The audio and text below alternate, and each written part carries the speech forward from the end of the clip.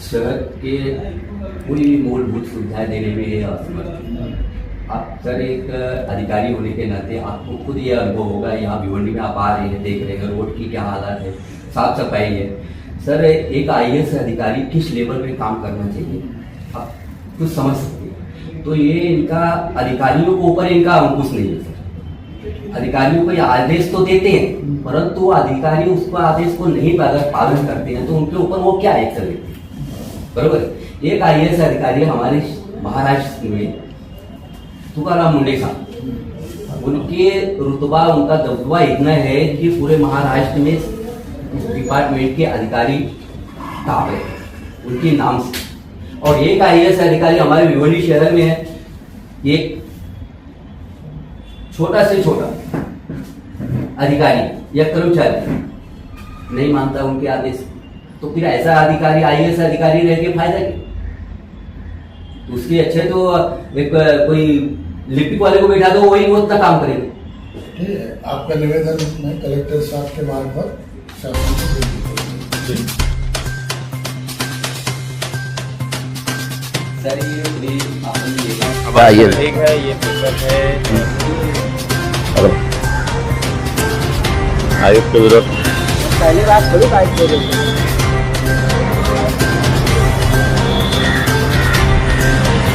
सबसे पहले तो मैं बताऊँ, अभी प्रसाद के बारे में हम नहीं कुछ कहेंगे, क्योंकि हमने एक लेटर दिया हूँ, निवेदन दिया हूँ। यहाँ पे आया था प्रांत कार्यालय में, तो प्रांत साहब नहीं थे, तो मैंने नायब तहसीलदार साहब से मुलाकात किया, उनसे चर्चा किया और लेटर दिया। लेटर का विषय ये था कि हमारे शहर में एक IAS अधिकारी जिसकी नियुक्ति 11 फरवरी 2025 को हुई थी, तब से लेकर के आज तक भिवंडी शहर में किसी भी प्रकार की कोई भी शहर के या शहर की जनता को मूलभूत सुविधाएं देने में असमर्थ है।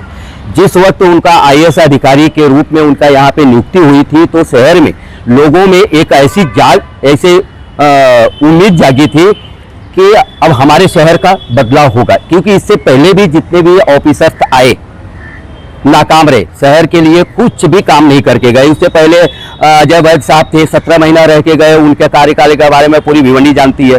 तो उसी तरह से ये जब आए एक IAS अधिकारी, तो लोगों को लगा कि अब हमारे शहर का डेवलप होगा और मूलभूत सुविधाएं जनता को मिलेगी।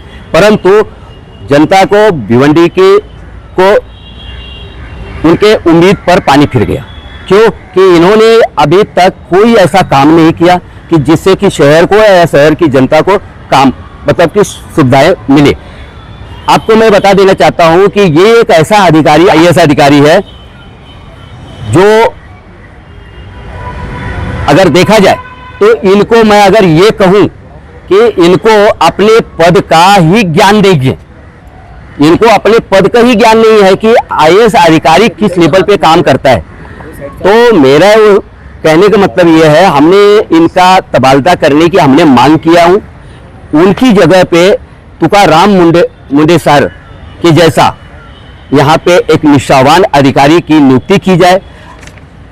एक अधिकारी IAS अधिकारी जो तुकाराम मुंडे सर, जिसको पूरा महाराष्ट्र का बच्चा आज सलाम करता है, मैं भी सलाम करता हूं, उनके नाम से अधिकारी कांपते हैं।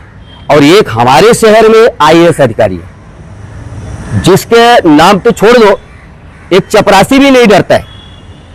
तो फिर ऐसा अधिकारी को भिवंडी शहर में रह के फायदा क्या है। इससे अच्छा है कि मैं तो सरकार से यही कहूंगा कि इनको हटा करके एक किसी चपरासी को बैठा दो। इनके कार्यकाल में शहर का रोड का इतने खड्डे हैं, लोग चिल्ला रहे हैं, लोग मर रहे हैं, लोग की दुर्घटनाएं हो रही है, अवैध बिल्डिंगें बन रही है, धोखाधड़क बिल्डिंगें हैं, लेकिन कहीं कोई कार्रवाई नहीं हो रही है।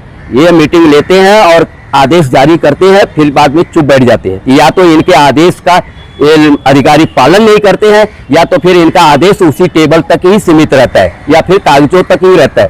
तो हमने ये मांग किया हूँ सरकार से, प्रांत कार्यालय के मार्फत शासन और प्रशासन से, दोनों जन को हमने लेटर दिया हूँ, मुख्यमंत्री और मुख्य सचिव को, कि इस अधिकारी को तत्काल बदली की जाए और तुकाराम मुंडे जैसे निष्ठावान अधिकारी की नियुक्ति की जाए, ताकि भिवंडी शहर और भिवंडी शहर की जनता को मूलभूत सुविधाएं उपलब्ध हो सके और शहर का विकास हो। और एक बात मैं आपको बता देता हूँ, उनके कार्यकाल के बाद ये न तो पानी शुद्ध दे पा रहे हैं, न सड़क के अच्छे दे पा रहे हैं, और ना ही साफ सफाई दे पा रहे हैं। इनके कार्यकाल में जितने भी टेंडर काम के लिए निकलता है वो सिर्फ कागजों पे खाली, यानी जो काम 1 लाख में होने वाला होता है 10 लाख के टेंडर निकलता है, बराबर।